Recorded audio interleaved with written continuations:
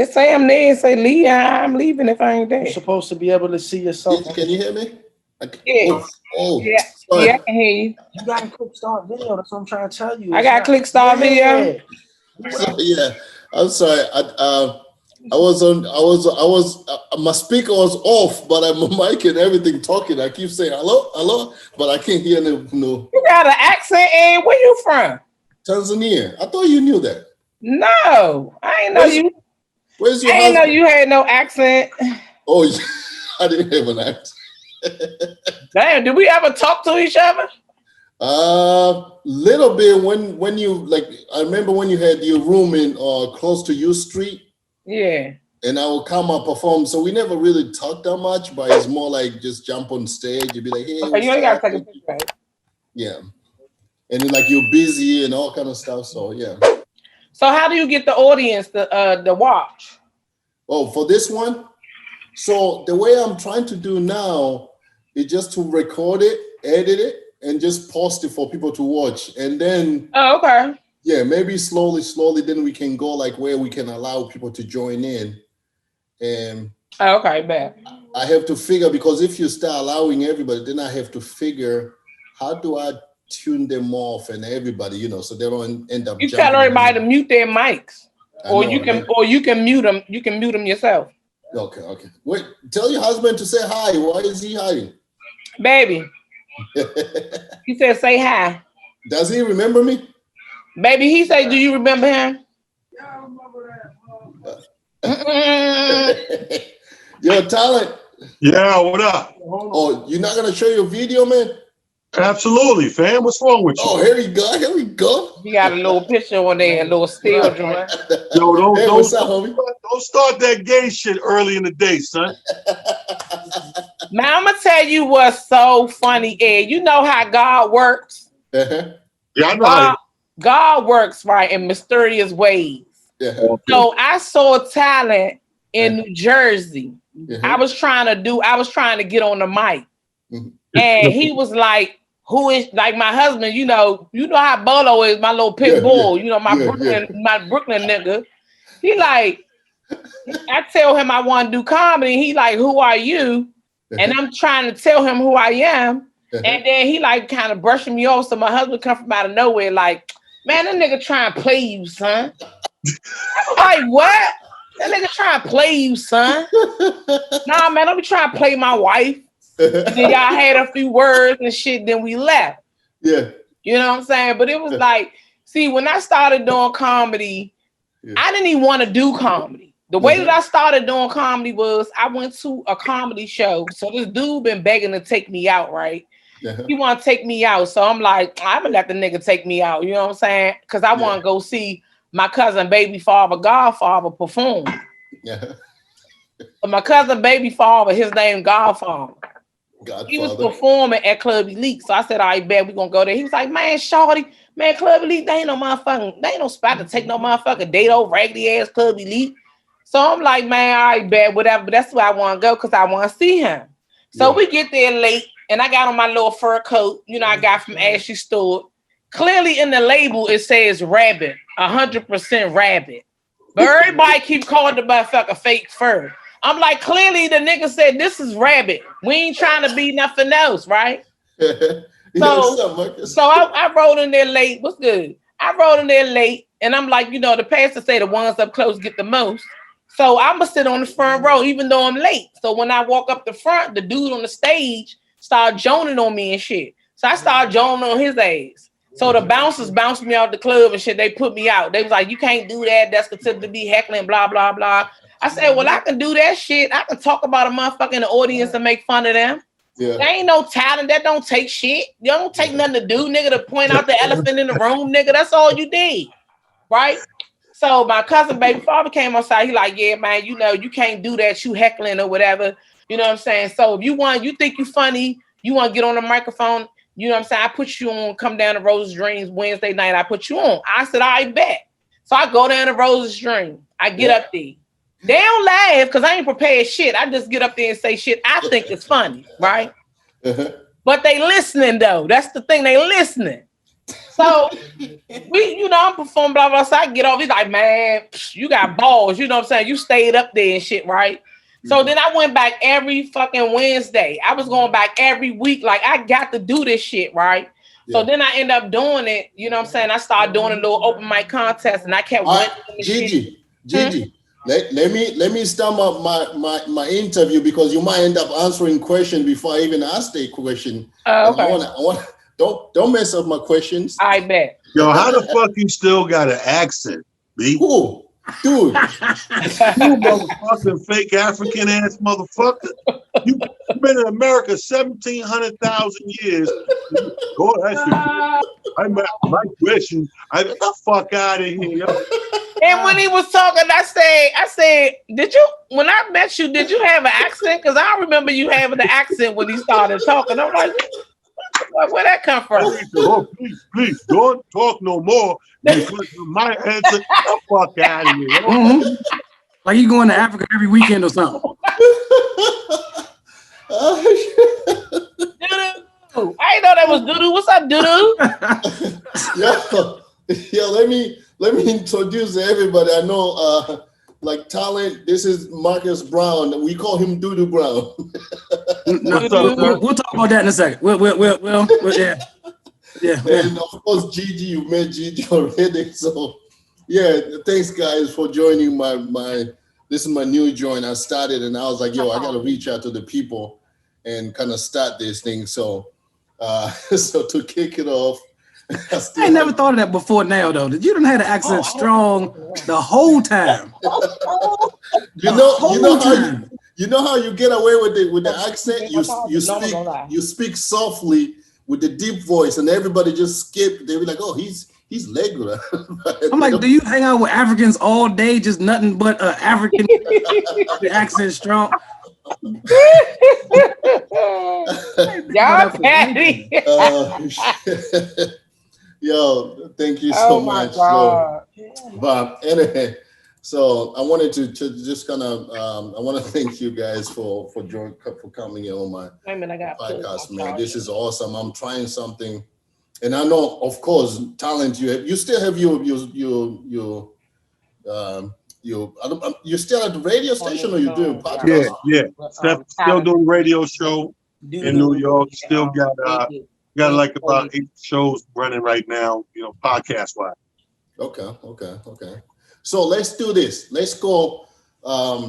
Let's start with Gigi. So let's go way back. Like, tell us about yourself. Like maybe like where you grew up, and I know you just told us a little bit how you end up into comedy. But just tell us where you grew up, like Baltimore, DC, Ohio. I grew up in a place they call U58, University of 58th Street. Where is that located? 58th Street. I lived on, we lived in a project. So we lived on the southeast side, and then we moved over to the northeast side when they was remodeling the southeast side. And we just stayed on the northeast side of DC. I went to the Tower Power HD Woodson High School. We had elevators and escalators in our joint. I don't know, y'all was walking up steps. We was using elevators and escalators at our. It looked like a prison. Don't try. I'm sorry. But they cut it down though. They demolished it, so now it was only like 3 levels now. You know what I'm saying? I had my mother and my father in my life. I don't have daddy issues. Okay. My father took me to the hairdresser every 2 weeks when I was 12. I always got my hair done. You know what I'm saying? Yeah. Always. And and I lived next door to my father's mother. So I grew up with my mother's side and my father's side at the same time. Okay. So when they was all trying to fight each other, I was in the middle. I ain't know whose side to be on. You know what I'm saying? Because they equal in my life. I love my mother's side. I love my father. I'm not going to take no side. Yeah. But yeah, that's how I grew up. Okay. So that's DC though, right? DC, yeah. Okay. That's awesome. That's why I tell people I'm not African American. I'm like, I am an American. I grew up in Southeast. I was born at DC General Hospital. The hospital so bad, they weren't saving no lives, so they turned that shit into a shelter. Yeah. Right beside the prison. Right beside the prison. Yeah. Shit. And Marcus, you grew up also in DC, right? Yeah, but I didn't grow up in Southeast or across the street from Northeast or any of that stuff. Up in Georgetown, right?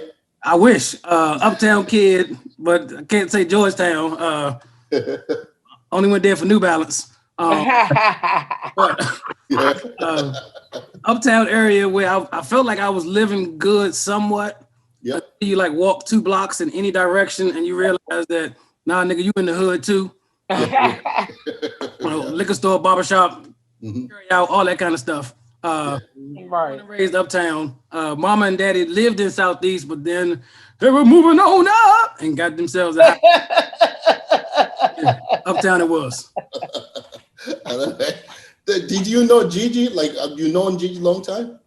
I've known Gigi through comedy, and I was always impressed with Gigi. I was like, dang, she don't care up that stage, and it was always anytime she performed, it was always somebody in the back like, "Go girl," and I was like, shit. My friends came to the first couple shows, and then they was like, "Nigga, you ain't blown up yet," and they stopped.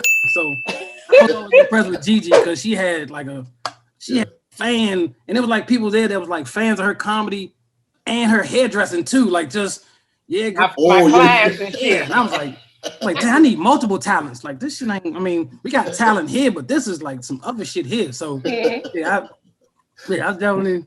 She be bringing her customer like she did their hair. You'd be like, you better come to my show. I give you a discount and shit.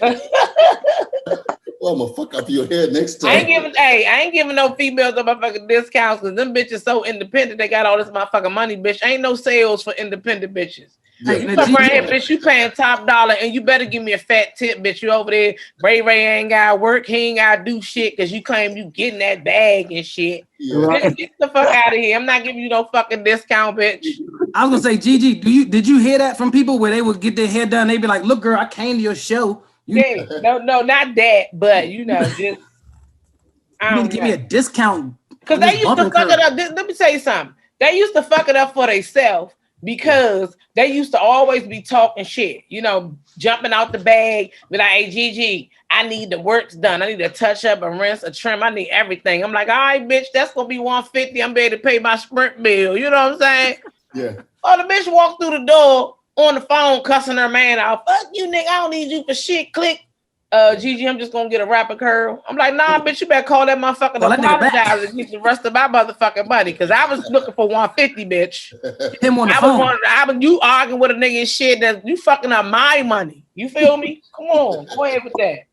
Selfish ass hoes. Those some selfish ass, prideful ass bitches. Like, bitches got pride now and niggas don't. Niggas don't even have no pride nowadays. They like, "Man, fuck y'all bitches. Give me money." Yeah. Give me that car.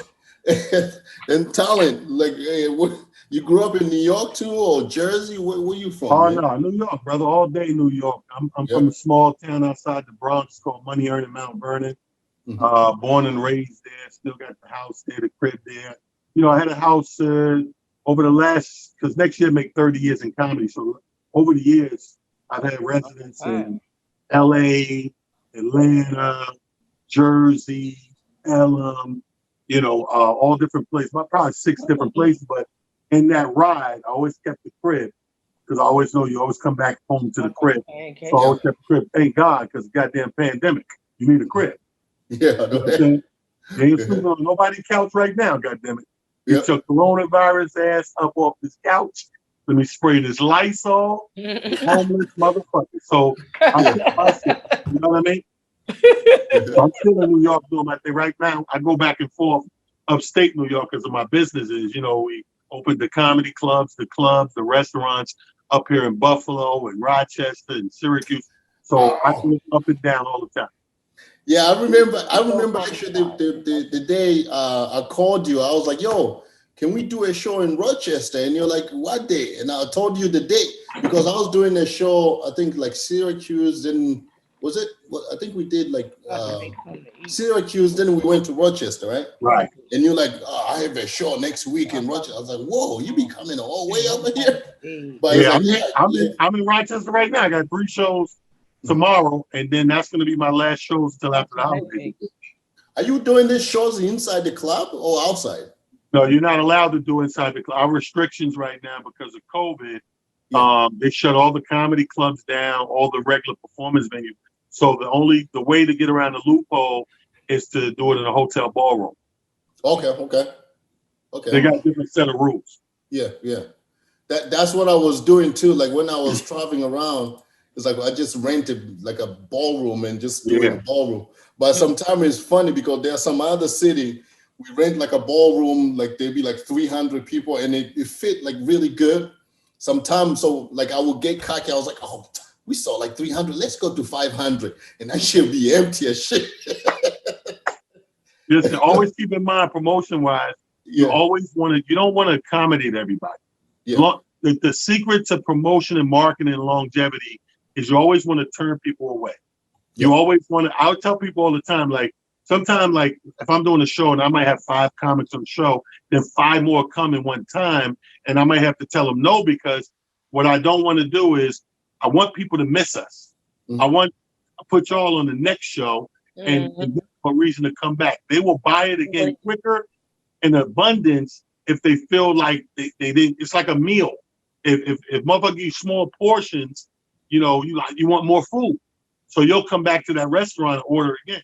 We are the meal. We are ourselves are the meals of comedy. You know what I mean? The ear and the eyes are like consuming it. So you're making them laugh. But, you know, to me, anything over 2 hours, you're kind of stretching it.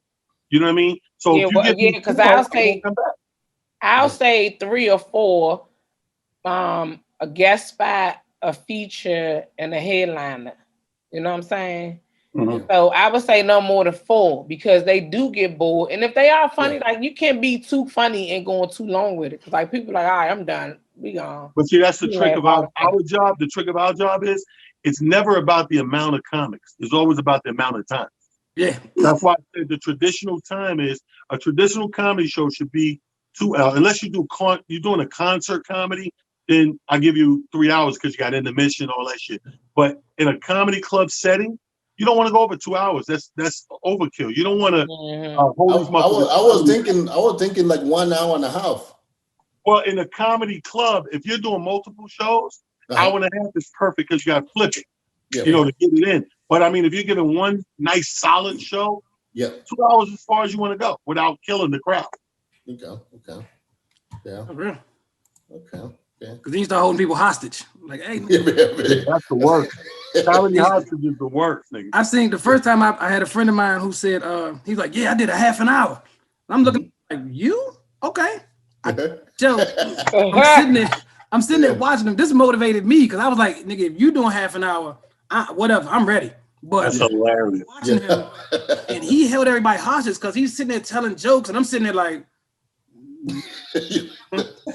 it's like a conference. Oh no, that wasn't funny either.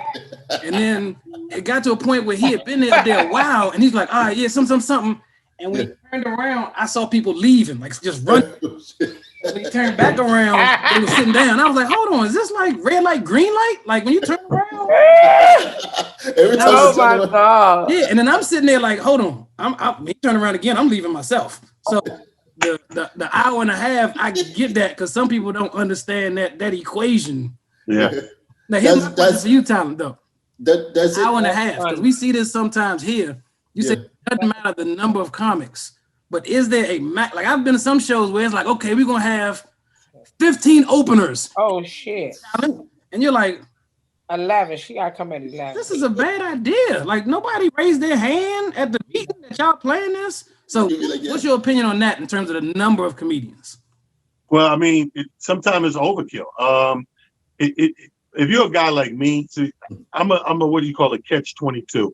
Like to be a good comedian and to be great, it feels good on one end, but on the other end, everywhere you go, people want to challenge you.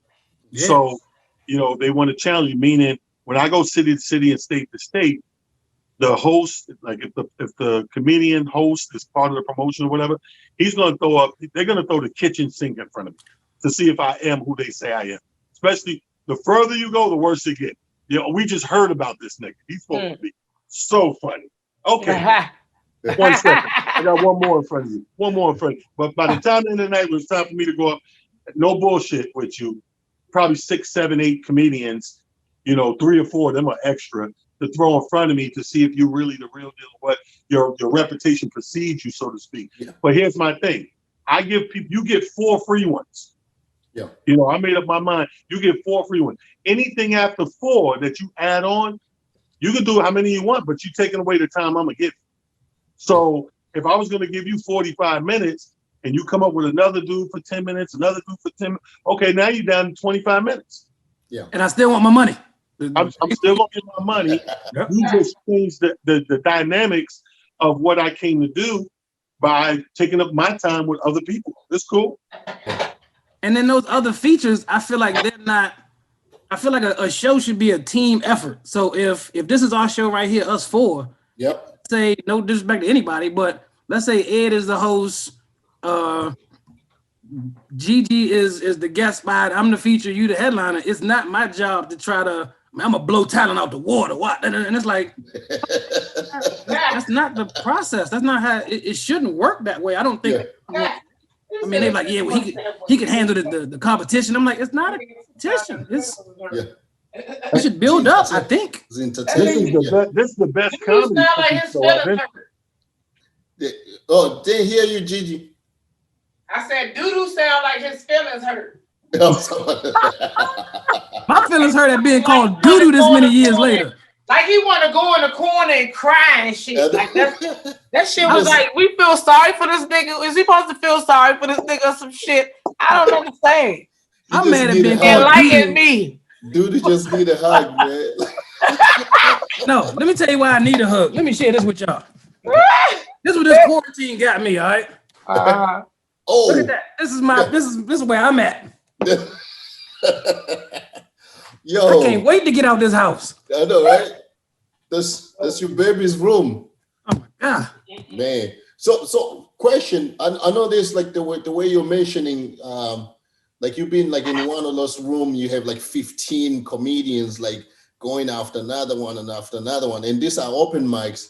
And you have some dudes in there jump on stage and they start telling jokes. Like the way they're telling jokes, they suck so bad. They start like brushing on you, like fuck. I feel I'm funny right now watching this. It's so bad. You said brush off on you.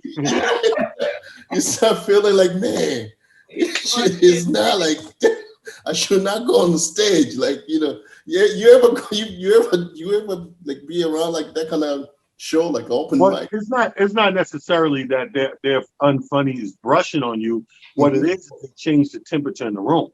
Yeah. So the temperature in the room could have started off comedy, what we call comedy ready. And then if you throw enough time up there, say 2 or 3 in a row are not good, they change the temperature and the culture of the room. So now the expectation level change. Everybody's like, so now one thing about bad comedy, it make a motherfucker don't want to hear no cut. Yeah. So if I'm sitting through 2 or 3 bad ones, I don't give you the benefit of the doubt. Now I already got a premonition or pre-notion of you ain't funny. So now you're battling for my laughter.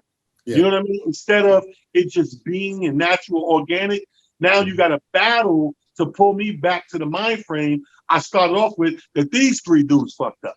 Yeah. Tell me why I keep telling Bolo, do not cut the fucking butter on the paper. Because it makes it hard to take the fucking paper off the fucking butter when you try and get some. He keeps doing the same stupid shit. Like, why the fuck do you keep doing the stupid shit? That's so fucking dumb. Now, what the fuck? Now it's hard to take the fucking paper off the shit because it's even with the fucking butter. What the fuck is wrong with this nigga? Somebody help me, please. I'm with Bolo's side. I'm on his side, so I don't know what you're talking about. No, that would be so dope for a cooking show. Motherfucker just come from the fridge. Why this motherfucker? And I'm on Bolo's side too, because I'm definitely cutting through the paper. Motherfucker, I need eggs. This motherfucker that ate all the goddamn eggs this morning. No, I need to make this shit. What the fuck is going on? Hey, Gigi, I want to get a t-shirt that says Team Bolo. Team Bolo, I know, right? Team Bolo. Everybody be on that nigga side. Everybody be feeling sorry for the motherfucker, right? No. My mother, look, we done got into some altercations, right? Yeah. Well, I called the police on myself and said, "Come get me. I'm about to kill this motherfucker." You feel me? You feel me? And what does an officer respond to that? What's the response to Come get me. Come get me. What do the police respond to? What is the response they give you? 911, can I help you? Come get me before I kill this motherfucker. That's funny. Man. Yeah. Question, like how do you guys deal with like if someone's like you're at the show, right? Right. And you see someone doing like your bit or your joke or something like that. Have you ever that happened to you? Like where you're like, dang, this motherfucker telling my joke. Say that again in English. He like tell me in English. Y'all. I am saying. What did he say? I don't know. I ain't understand shit he said. He said, "Say it again in English." All right, I'm gonna repeat the question. Have you ever been? That shit sound like mumbo jumbo to me just now. What the fuck? What? Because you're not listening. All right, listen. The question.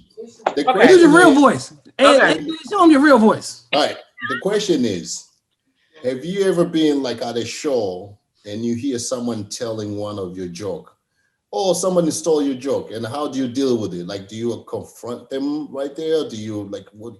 No, I let them have it. You know what I'm saying? Because I got more shit, so you can have that.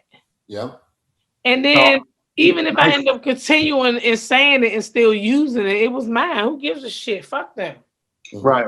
I've had fights. You know what I mean? Right. Yeah. Back in the early, I wouldn't fight nowadays, but back in the early start of my career, the first say 7-8 years, I've choked some motherfuckers out and let them know. And you know what it is? I can honestly say it's not because the actual stealing of the joke. It's because of the conversation after I approach it. Like it's the arrogance, it's the disrespect. You know, like you think I'm approaching you like a man, so let's talk about this, and that is wrong, don't do it. And your reaction is on some bitch, well, fuck out of here, fuck out my face. Then that's when that's when I you got become a problem. because you disrespected me as a man. I'll be right back. Right. Hey, and it's funny. I was telling somebody, I was telling them how comedians fight, and man, whatever comedian. I'm like, shoot, let me tell you, respect and money, those will lead to a fight real fast after the show. For me, I feel like my joke stolen and told to me a couple times. And I feel like Gigi a little bit in terms of, fuck that joke, but at the same time, you can't tell that joke better than me. It's like me. Exactly. You can still like giving you Gigi's lifestyle. You can still tell the joke. Yeah, I can sit here and act like I'm Bolo all day, but I can't be Bolo better than Bolo. Like same there with the joke. Like fine, you can go for it. I've seen people who've stolen jokes, and then the person who originally did the joke came, and when you realize they did better than Oh no, that was the original joke right there. We saw you've been giving us bootleg here. This is a strip boat Nikes and this Foot Locker Nikes right here. Yeah. I figured there. Okay. I guess you can be like, listen, because if you're creative in writing jokes, even if they steal it, be like, well, I'll keep writing new stuff, right? Right. You're like, exactly. Yeah. Okay. The other thing I was like, whoa, dude, actually, this is a good one. What's your worst experience or like something that you remember that when you jumped on stage, either they booed you or you really, like, I'm not talking about open mic. Open mic is like, everybody can. Yeah, boy, I was booked for a show and I didn't know that it was a sorority show. And I got to talk about independent shit and they started booing me. They started booing you. They started booing me. They was like, boo. I said, well, fuck y'all bitches. I hope y'all default on your student loan. And you bounced. How long were you on stage before they stopped booing? I don't know. A few minutes, maybe 3 a few minutes, and you just walked off. Like fuck them bitches.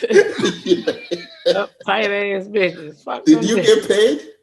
Yeah. Hell yeah. You kept your money. You're like, you can boo, but I got my money. Yeah, I got paid already. I paid. Look, Chris Thomas told me Get the first half when they book you, and the other half before you open your mouth. Get Hey. your money. Hey, Yeah. I need to listen to Chris Thomas. I know, right? I need Your to talk to him. experience, Marcus, like you remember that kind of experience? You like, I really. Definitely. I remember, and Gigi was talking about Rose's Dream. When I started, this was up at Tacoma Station. You had Red Grant, you had Skiba hosting, and you had Willie Robo, and they set such a culture there that it could happen at any moment. And Willie Robo was there. What they would do is they would bring you up, and then you on stage telling jokes, and if it went bad, one joke goes bad, you can feel it. That was bad. They had a DJ set up where they would give you hints of Jaws. Oh. Joke it don't go well. The next joke don't go well. Then all of a sudden you just hear dun. Oh shit. Tell another joke. Dun. But that's different from booing, though. Nah, because the crowd was with the DJ. Like they were in sync with each other. And so when it went real bad, you heard the whole Jaws song of the dun dun dun dun dun dun dun dun dun dun dun dun. Oh, and one thing I'll say I learned with that was that, okay, I'm up here telling jokes. It went bad. It just became. That's all my time. I want to thank y'all. It's been a pleasure. My name is Mark. And you walked off stage. Y'all take it easy. So when I leave, you can say, man, they boo. Well, they didn't boo him. They didn't get a chance to boo him. Damn sure got close. But one thing I will say, I did a show while still doing those Tacoma Station days, and Chris Tucker came up. And so Chris Tucker was supposed to be, he was the headliner, but he was running late. So they said, okay, we need to get some comedians up here. And, I was one of the comedians said, Mark, we're coming to the stage. And I'm sitting there drinking like, what? Oh, shit. Okay, fine. And on stage, and the jokes are going well, but the people are listening, and they're like, hey, man, you seen that fight, man? I can't believe cuz this. And then they'll come back and listen some more. And then I get them some jokes, they laugh a little, and then they, once again, they go back. Oh, man, hey, have my money Wednesday. I ain't fucking playing with you. And so this continued to happen. So after a while, I'm just like, all right, y'all, look, before I leave, Chris Tucker's here, and they all turn around like, oh, shit. I'm like, nah, he's not here, but you should have been fucking paying attention to me. That's all my time. Thank you. I get off stage, and Chris Tucker gets there later, and he has the same problems that I had on stage. Only difference is he was making $20 million a movie. And I'm up here, I paid my own way to get in here. I paid for this goddamn drink here. Having the same problems on the same stage. Give you a drink, dude? Damn. They didn't even give you a drink? Get a motherfucking drink. If I don't get it from the owners, I get it from a patron. Shit. Man, I was sitting there with the drink when they was coming to the stage. Doo-doo, bro. Oh, there's another dude. Oh, shit. There's another doo-doo, bro. And then, of course, I got to share this too, because the nickname Doodoo Brown, I've been trying to shake for a while, and I want. That's not going nowhere. I want to thank you, Ed Blaze, for keeping it alive, because I. Marcus, look, you see it on the damn screen. That Marcus. Motherfucking doodoo. Yeah, because you get it. Okay, I'm having conversations with Doodoo Brown from Florida, and he's mad about. Man, you ain't the real Doodoo Brown. I'm like, we're not gonna beef over Doodoo Brown. It's yours. Are you serious? And not only that, and I'm gonna take nothing bad about the brother because he's been in the game. And I said, hey, you know what? You're right. Yeah. I'll Doodoo Brown. You represent it, and I'm gonna be Marcus. So I had to fade it out. That's why you notice there was Marcus Doodoo Brown for a minute, and then it became hell no. Yeah, it's Brown because so this question is for talent. Like same thing. Like I know you're the champ, so like have you ever bombed on stage, or like actually because you're from New York, like have you performed also like on like the Apollo and all that stuff, things like that? You're on mute. Mute. I've never bombed, but that's due to being smart. Like I'm one of those dudes that I put the extra work in as far as reading the situation every time. Mm-hmm. Like I don't care if it's a going by to do a guest spot. I don't care if it's $75. I don't care. No. I'm not talking about like now. I'm talking about way back when you started. The word never. I don't know how it is in Africa. We got this word called never, right? That shit mean never. Don't mean since 88. Don't mean since 98. In America, the word never, my nigga, Means never. is fucking never. Never. All right? I'm trying to tell you. I started this shit in the summer of 92, Mhm. and never. I haven't bombed, but I attribute that to, of course, the first couple of years, but that's luck. Yeah. That's the draw, the luck of the draw. Now, after that, if you're not learning as you going in this shit, then yeah, you're gonna have your bomb nights. I'm the type of dude that learned from my surroundings. I learned from everybody that went before me. If a pit bull bite you, motherfucker, I don't need to go in that yard. I know he bites. I watch motherfuckers bomb. I see, again, I'm very analytical of my crowds, my situations. So I'm always gonna break down why did you bomb? Uh-huh. You gotta understand something. And a lot of comics don't like this when I tell them, but it's the truth. We can never blame the crowd, even though we know that it was the crowd. We can never use that excuse because there's no such thing as a professional crowd. Yeah. The comedian is the only person in the room that's supposed to be professional. Yeah. So that means you're supposed to be able to work through whatever the fucking crowd situation is. Mhm. You don't like the sound. It ain't the best sound. Ain't the best lighting. That nigga ain't paying attention. Him and his wife about to get a divorce. Right. Comedy supersedes all that shit. Mm-hmm. A professional comedian is like a fucking doctor. I don't care that I came here. I got this rash, doc. I don't know what it is. He don't know what the fuck it is yet either. Yeah. Until he apply his doctor shit, Yeah. run his test, and go, oh, my nigga, you got herpes. Yeah. So until that happens, the same thing with us.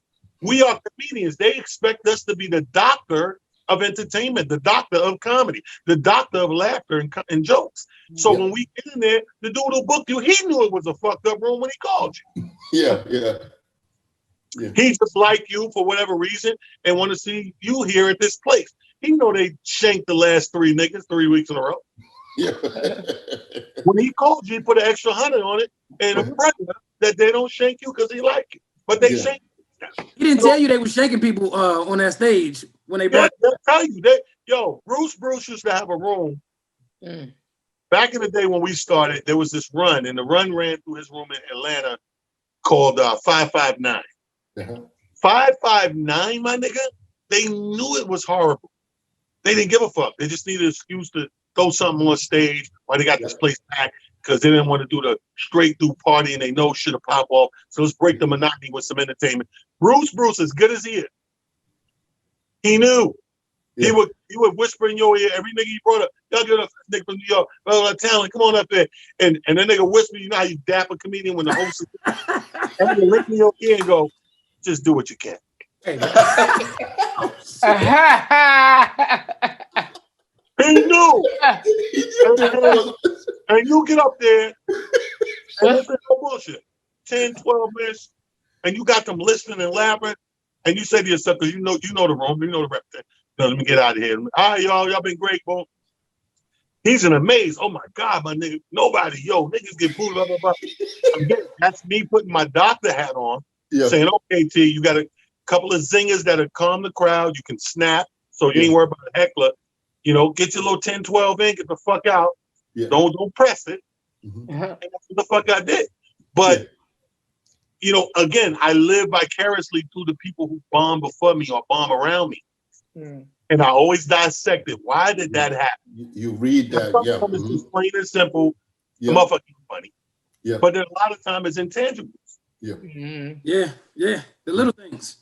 Great. So on this one, on a follow-up question, like a lot of time, like comedian get labeled. You end up getting labeled like, oh, you're a black comedian, you're a white comedian. Meaning, I'm not talking about your color, but like the audience. You'd be like, oh, he only good at black crowd. He only good at white crowd.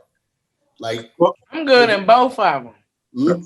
Have you ever have to change your material if you're performing in front of like all white crowd or all black crowd? The kind of I don't think you change the material. You change the way you may feed it. It's just like if you're talking to your kids, you tell them something slightly different than you would tell another adult. So some crowds you have to dumb it down more than others. White crowds who haven't grew up in the hood like we have, you have to tell it the way that they would understand it best so the joke goes over. Right. But I think we get the label from, we come up different. You know, a lot of us came up in the comedy rooms. We had to work our way to get in comedy clubs. And a lot of us went right to the comedy club. So the guy that went right to the comedy club, he's going to be labeled more mainstream. The guy who came up in the room is going to be, oh, he's a urban comic, black comic, blah, blah, blah. That don't mean shit. That don't mean that I'll... Mute. I'm not a white comic. I'm not a black comic. I'm not mainstream. I'm not room, whatever. I'm just a comedian. Yeah. And where I play happen to be where I play. I might pick a room over a comedy club because it makes more financial sense. The guy want me to do his room for $5,000, one show. Comedy club want me all weekend for $1,500. Eat a fucking dick. do you know who's good for switching this? I saw like Marcus right here. Marcus, because he's a teacher, so he has a background as a teacher. So this fool switch around. Maybe like 1 minute he's talking like Obama, and next minute he's talking like Bruce. You're like, whoa. But I mean, with that, and I totally agree with This motherfucker stay. whoever's in front of you, I gotta teach them. Uh-huh. Yeah. So I got hood kids who done told me, hey, Mr. Brown, I got a Glock for Christmas. Let's stop there. We're gonna stop that conversation right there. My finger's sticky as shit. Fine. But at the same time, I've had kids who have never cursed a day in their lives. I gotta reach both of y'all in this same classroom. But it's funny you mentioned that because I've had coming up in rooms, like you mentioned. I remember coming up in rooms and every show was a fight where you tell your jokes, but I know there's gonna be some of those things that he was mentioning. And I remember then getting into clubs and realizing like, wow, hold on, you're not gonna heckle? You're not gonna yell out? Nobody gonna approach the stage? I mean, I can finish this joke without having to. And so there was definitely that adjustment, but in the same breath, you mentioned white and black. And I always remember, I have a joke, because I had a roommate of mine who was Jamaican. And I got a full joke that goes full on in about, him coming here to America and similar to you, Ed Blaze, but he lost his accent. That's why I know you speak. But in doing that, I would do it in the urban rooms or what have you, and they would fall out laughing. And then I would do it in front of the white folks, and I'm realizing, hold on, y'all don't get all of this. Y'all don't know these Jamaican songs I'm referencing. Like I would go through like maybe 5 or 6, just and I say Edmond, and they're sitting there like, yeah. But they don't get it. So I had to, even that joke had to be adjusted, which then made it so much more of a joke that when I go somewhere, I can tell it and they just laugh from the Jamaican references. Or if y'all don't get those, I got this ready to go further into. Yeah. Depends on where you laugh at and where I want to stop and move on. Gigi, you had an experience like that? Have you performed at the DC Improv, Gigi? I did the 5 minutes to funny class. Okay. And they had a showcase with Chris Kosher of the graduates with Chris Kosher. Uh-huh. Then I waste my $200 and some odd dollars at that bullshit ass class. Talking about some motherfucking every week. Yeah, keep that. Yeah, keep. I'm trying to get 5 minutes, but every week you tell me to keep that. Keep that. So I kept every fucking thing. What the fuck? I waste my money. And they had a showcase, right? So I was the last person, right, to go up. So you the headliner. Before what's her name? The gay lady? Wanda Sykes. Wanda Sykes. Oh, Wanda Sykes. So I walk into the green room and she's in the green room and she's going over her notes and shit. And I see her and I'm like, oh shit, I'm in the wrong room. And she's like, no, come on in, sit down. You one of the comics? I'm like, yeah. So her being gay, all my jokes was about needing a man and shit, right? So when I got finished talking about how much I need a man for shit, the whole little list of shit I did, like, I'm like, my favorite 2 positions is from the back and riding. And I said, as you can see, if I try to ride, so you gotta put the little dildo in between two books and ride the bus. Like I'm like, I need a nigga for some shit. You know what I'm saying? Yeah. I talk about how much I need a nigga, and then I go back out and I go past her when I get finished, and she say, "Great set." Secret set. So I'm So sitting at the table, right? Her brother comes over because I've already been forewarned about dudes trying to get females to have sex with them to get on shows and shit. yeah. So I already been forewarned about how a bitch did that, and the nigga still ain't put it on the show. I was like, if I fuck you to get on the show and you put me on the show, somebody dying tonight. I'm gonna fuck around and kill your ass, motherfucker, because you done got me to give you my goodies and then you didn't even put me on the show, nigga. What? Yeah, I know, right? Fuck out of here. So I already knew don't fuck with him. So I get finished and I walk out. Wanda Sykes' brother, her manager, he's like, yeah, here's my card. You know, you're real funny. Like, come on over to the hotel over here and let's talk about putting you on some stuff. And you didn't go to the hotel. Hell no. You would have been famous right Hell now. no. I'm like, nigga, you got All me you need is just some. You're supposed to be right in that hotel right here looking over your shoulder. tripping. You're tripping. And motherfucker called me one night, Bob Sumner. He was doing the last episode of Def Comedy Jam. Oh, you don't have to worry about how long you've been doing comedy. We just looking for some fresh new faces, blah, blah, blah. And then you get up on the motherfucker. He comes over to me when I get finished talking about the motherfucker. How long you been doing comedy? So Jeff Fields jump out of nowhere like a motherfucking vampire and shit. And like, oh shit. Oh, she been doing it for 3 years. He's trying to up the years. Because he knew if he said 8 months that the motherfucker wasn't gonna trust that I can go on the show and do the show. Yeah. So Bob was like, well, how do I trust if I put you in front of 5 million people or 5 cameras, you're not gonna freeze up? Whoa. I'm like, I ain't gonna freeze up, you know what I'm saying? But I ain't gonna say, you know what I'm saying? I'm gonna say something, but I might not freeze up. Yeah. So they call me, I go home 3 o'clock in the motherfucking morning. Chris Thomas called me something. Yeah, you know, Bob over here at Jeff house. You should come on over here. I was like, get the fuck. I'm not coming over there, nigga. I'm in the bed. Y'all motherfuckers tripping. Y'all not about to get me out on the stroll, nigga. Get on the motherfucking show for what? What the fuck is Def Comedy Jam gonna do for me? I feel like Gigi cock blocked herself to fame. She didn't want to give some goodie to be famous. You're gonna be making $100 grand per half an hour right now. I'll be like, hey, Gigi. Fuck that. Nah, nigga. Nah, ain't nobody's motherfucking After greasy Hell no. You not yet. I said the shit one time on Facebook and shit, so the motherfucker he unfriended me and blocked me.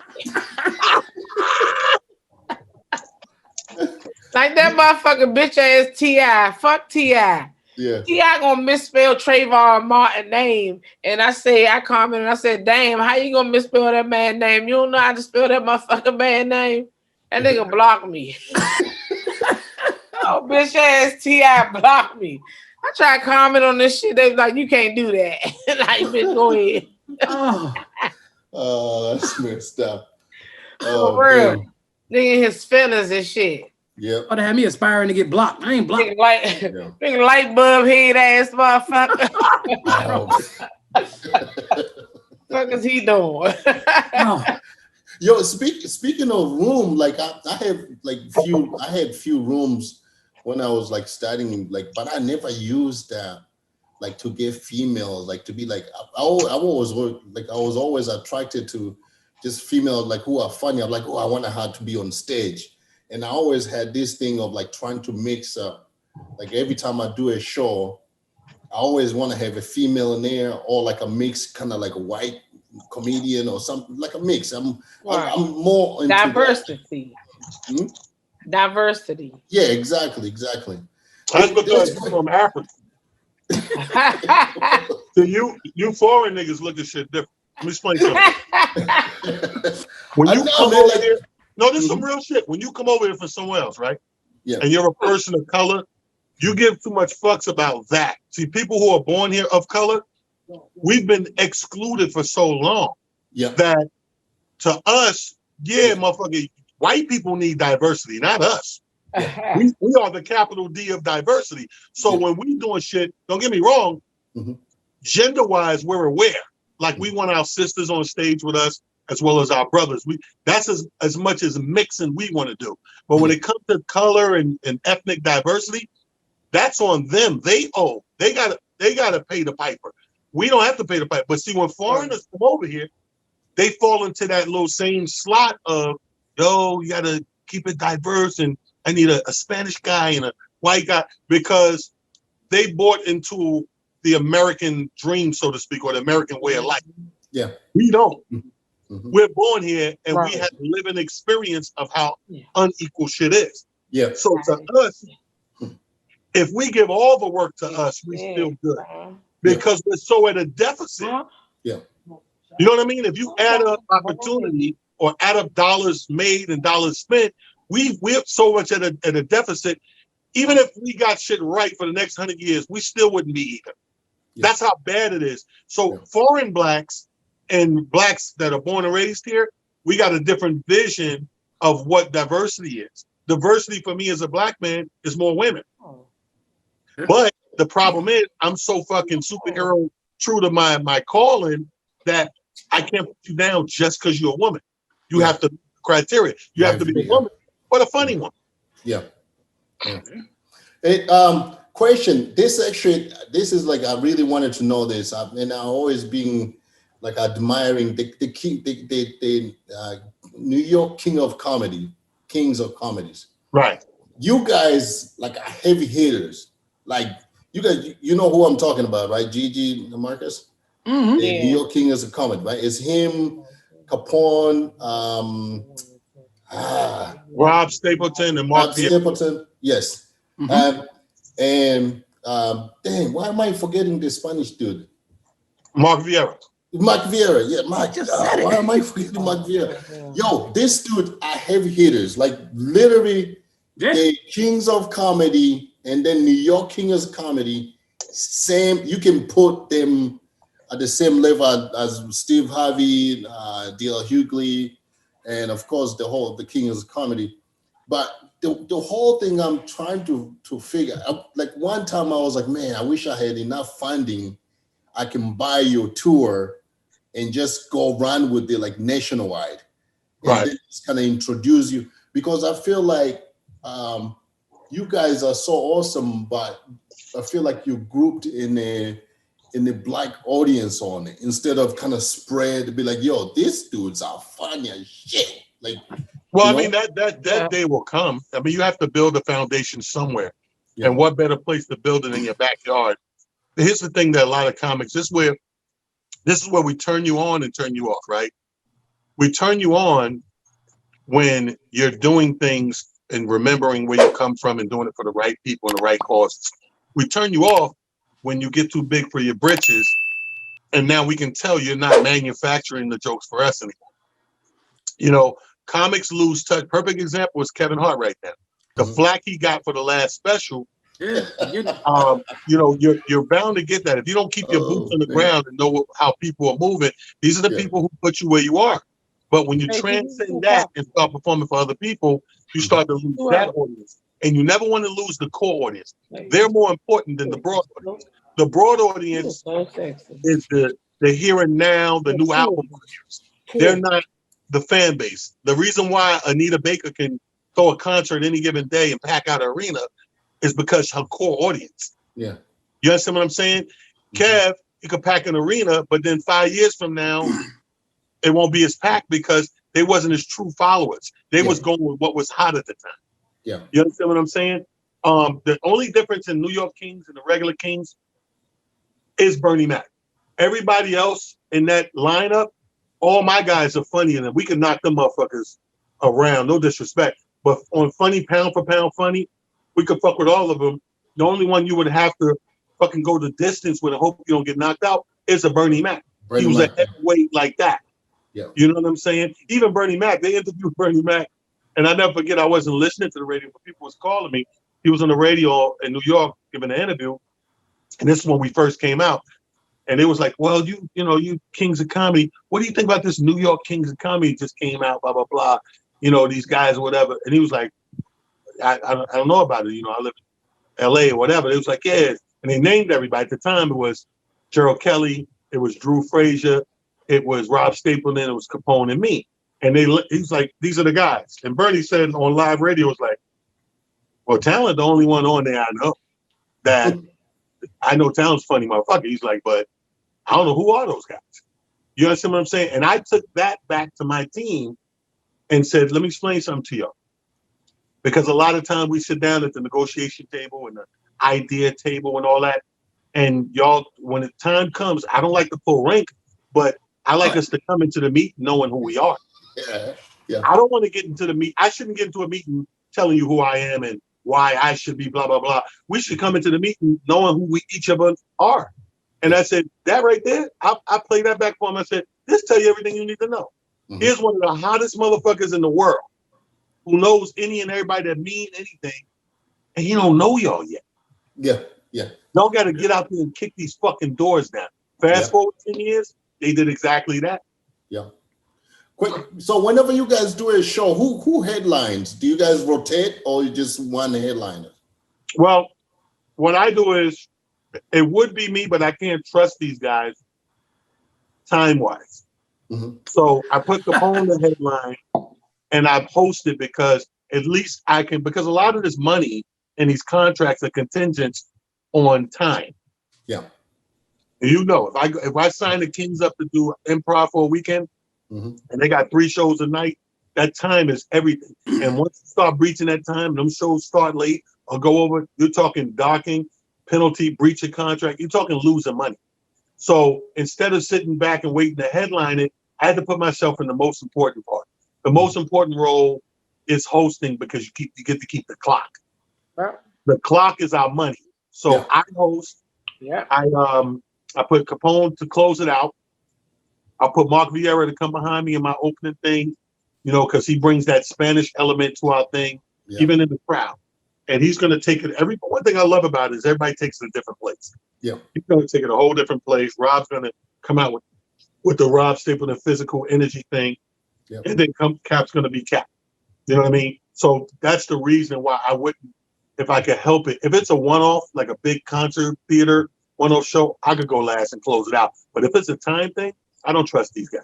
They will go over there.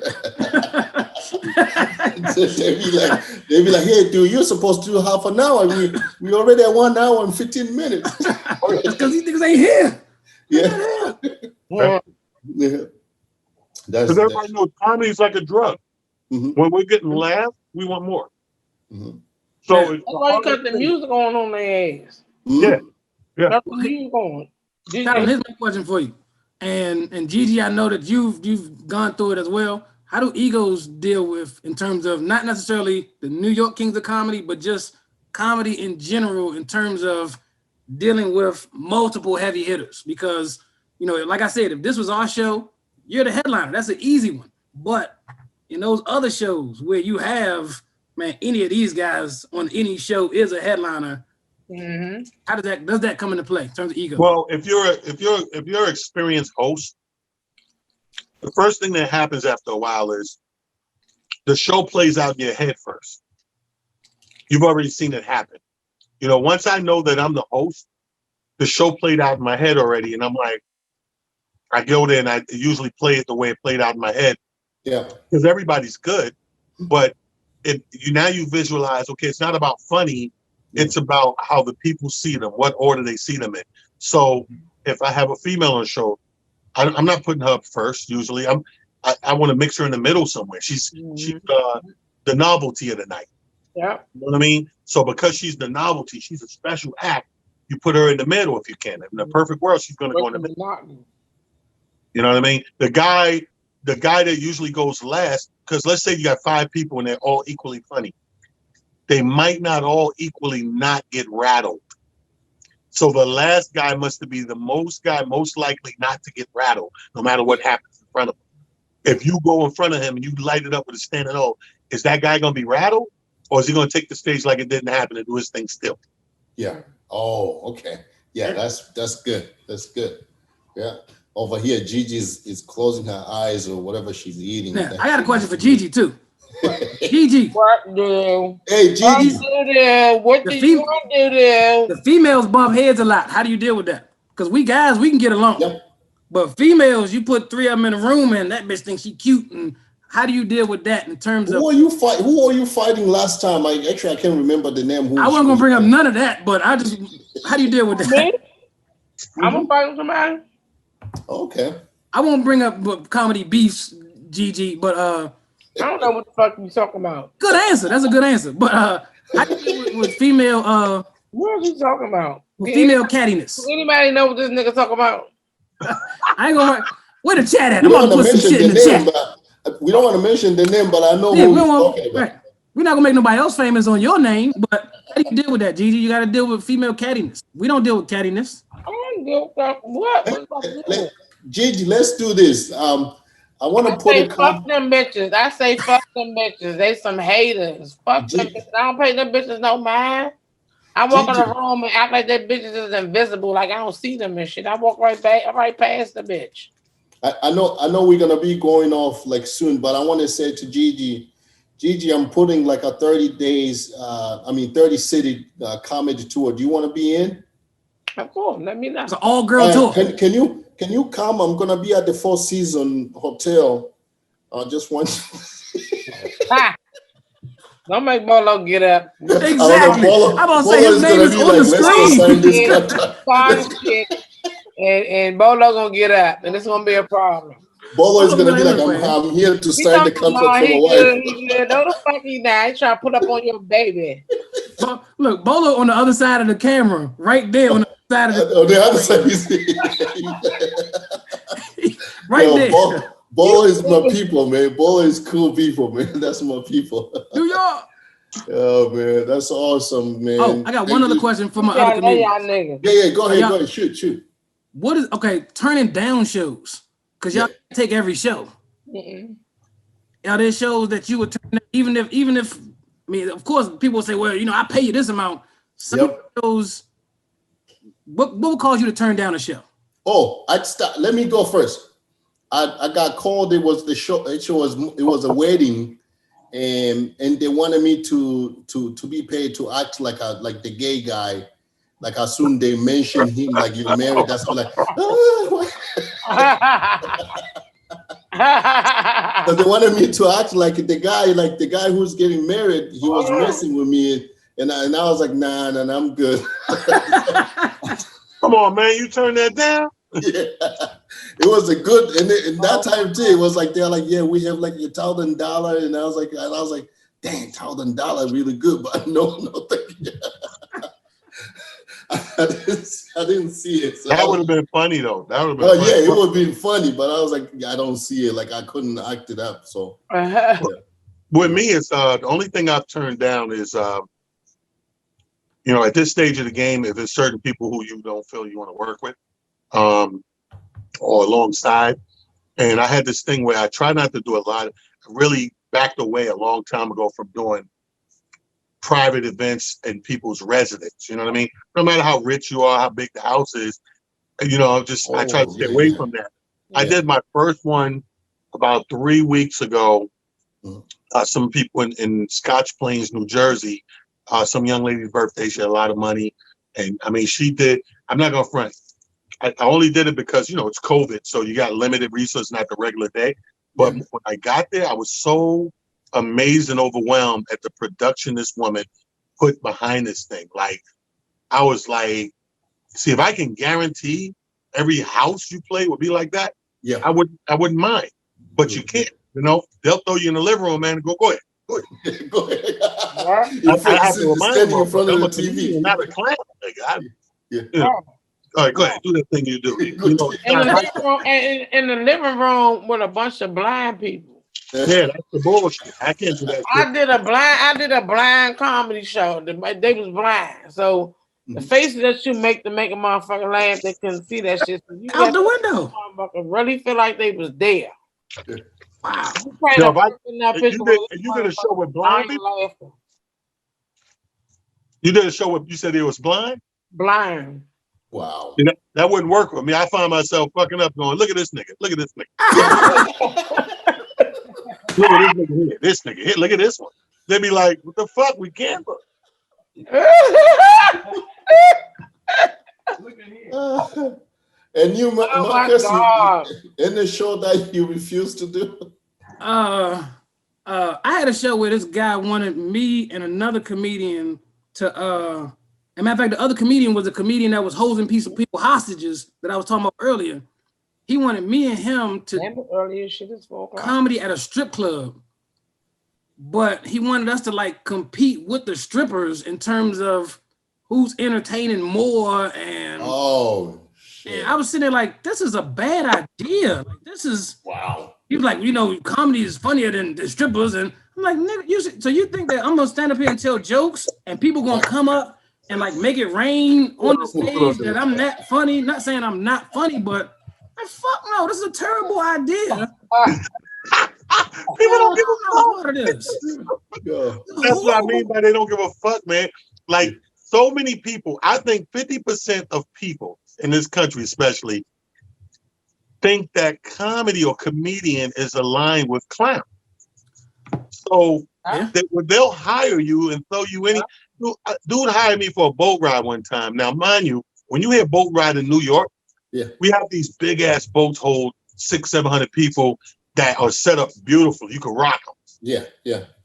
So I signed up yes because I'm thinking this motherfucker got the big boy. He got the Spirit of New York going on. This motherfucker got the Paddle Queen. The name alone lets you know this boat fucked up. Paddle Queen. So I get on there. I'm like, damn, this is kind of small. No, don't worry about it. We're doing the show upstairs. I was like, oh, okay. Let me walk upstairs. Upstairs, the same boat upstairs. But the mic, the nigga had. He said the DJ got your mic. I said okay. He said we're gonna start about 10 minutes. I said okay. I told the DJ, I said, let me see the mic. This motherfucker, no bullshit. So imagine a DJ booth where you step up on it and you gotta, you think you're gonna get the mic and work the room. The mic cord is this long. So you gotta standing by the DJ. You Siamese twins with the DJ booth. You couldn't. If somebody, you can move. So if your joke calls for your arm to do like this or your head, you could do nothing but this shit. Whatever everything had to be right here. So I said, I'm not doing this shit right. The problem is you out stuck on this water for 4 hours. Oh shit. So an hour that went by, so it's 3 more hours. Motherfucker said, go do your thing. When that chord came right here, yo, I was like, I can't even play myself, dude. Right? So it was like, yo, get up talent. But the music stops. I'm right here. I said, y'all having a good time? Yeah. That's what I'm talking about, man. We gonna party, have a good time, man. DJ, kill that shit. Hit that music. Like I introed the next song. The fucking promoter was mad. Motherfucker, like, yo, you know I ain't paying you for that shit. I said, I don't even care. I said, I don't even care, man. These few little $100. Let me explain something to you. What I'm not gonna do is fuck your clown up this motherfucker. I can't do no comedy shit. Yeah. He was like, man. I said, dude, I can't. I'm sorry. He set up the whole setup is for you to bomb. And imagine you bomb and then you're still in the boat for a whole 2 hours. Still, and everybody looking at you like, look at this bombing motherfucker trying to talk to us. But my thing is this, bro. Like, you only as good as you. Like, when you do anything outside a traditional comedy club, you're only going to be as good as your promoter or the person who set everything up. Because if they set you up for failure and you fail, the people don't walk away with that. The people walk away with you. They don't. Remember how I just said the comedian is the only professional in the room? Yeah. No one walk away getting their car go, yeah, man, whoever handled the production was fucked up. Or, the promoter, that was horrible what he did. Or that's not a venue. They walk away going, yo, that comedy shit sucked. And guess who they talking about? Yep, the comedian, right? Oh, last question before we go. When you get booked to do like a private show, I learned this like a while back. I did 2 shows when I got booked to do a private show. I learned really quick. Do you bring an opener to a private show? Like, let's say if you get booked, you'd be like, hey, I bring my boy to open up for me. And I give, like, let's say I got $500. I give my boy $100 and I keep the $400. Yeah, absolutely. I do that every show. I don't care if it's private or not. I do that every show. Because my guy knows me. We work together. You build a rapport and a camaraderie with your guy or girl, and they know you, you know them, right? So whatever the situation is, 9 times out of 10, they could rectify it before you go up. Yep. So, like, if I bring my guy Like, I got a show in 2 weeks. Somebody did this shit. Oh, well, we don't want that guy. We got this guy. So you can pay for whatever the fuck you want. That guy's going with me. So he touches the mic before me. Not 2 comics before that, right before me, because he knows how I need it to be when I get up there. So he's going to go up there. If it's wrong, he's going to write it, fix it, and pass the baton. I'm going to do my thing. We had a great time. Yeah. Yeah. That's how to do it. Marcus and Gigi? What? I do, but at the same time, I got a good buddy of mine. I'm not gonna say his name. He's a good guy, and this ain't his best showing. But we did a show where it was a cannabis infused show. Get there, they cook all the food with weed, and everybody smoking blunts, and I had no problem with it. I was fine with it. That's fine, but he wasn't. So it affected him, and he was supposed to get up and do half an hour. I was supposed to do 45 minutes. And he got up there and did like 7 to 12 minutes, and it didn't go well, even though 7 to 12. And he was like, yeah, so y'all having a good time? Let's get ready for your headline. I'm like, hey, no.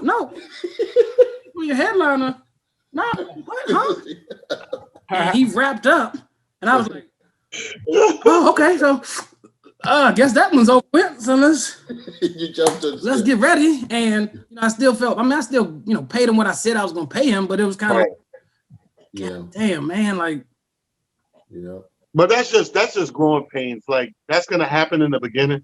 Yeah. Like I said, he got to get to know you guys, get to know each other. Yeah, comedic. Yeah, so you gotta get almost the same opener all the time, so you work together, you know each other. And Gigi, have you ever had the problem like that when you got booked and you have to bring your opener? Are you high? This motherfucker look high. This is sad, man. Just a tad.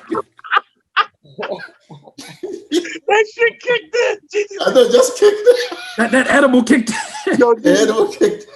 I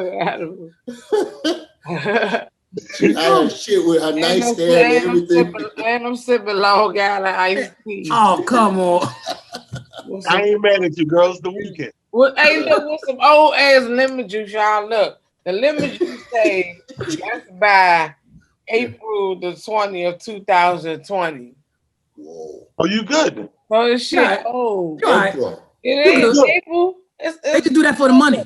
They You just do that good? to make you can buy more. It's lemon juice. It's lemon juice. You just gonna be shitting for the next 2 weeks. 2 weeks. It's gonna run through you. Get the fuck out of here for the next 2 weeks. Everything you eat is gonna be in it. Oh shit! This thing is there for the next 2 weeks. Hey, guys, thank you so much. I appreciate it and for coming through, man. I really appreciate it. And yo, like Tyler, what's your Facebook page again? I don't know if we're still linked up in there. What's my what? Your Facebook page.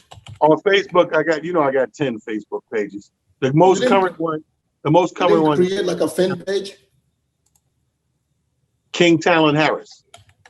Let me see.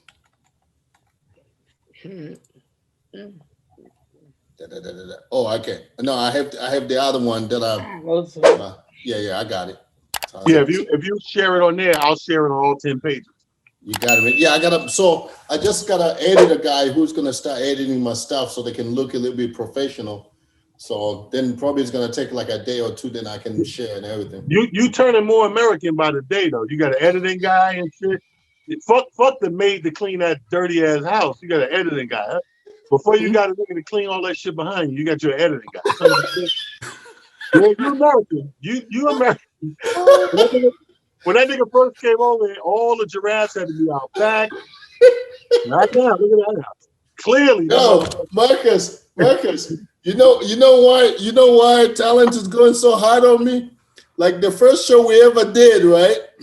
The first show we ever did in DC, I put him in a really nice hotel, and I paid him like it was like less $200 from his money, so I still owe him $200. That's why he's mad. He's going. Hey, you know what's funny though? That shit's still on fire online. Yeah. I get a lot of hits, don't you? How many hits you got over there? I haven't checked it. Yeah, but that show was awesome, man. Yeah, that was awesome. That's good. Yeah, you like for me to just show them like I knew you. I end up getting laid by this chick. Anyway, Because the whole time she like, so when is Talent coming over? He was like, that's your friend. I was like, yeah, that's my boy. We go way back. Yo, that's crazy right there, son. Yo, I appreciate y'all, man. Had a good time. Thanks, man. Like, let's hope like things open up again. We can do something again, man. We can, hopefully, I don't know when. And write my name down in your journals. Yeah, I got you now. You good now. And Gigi, Yes. stay lit.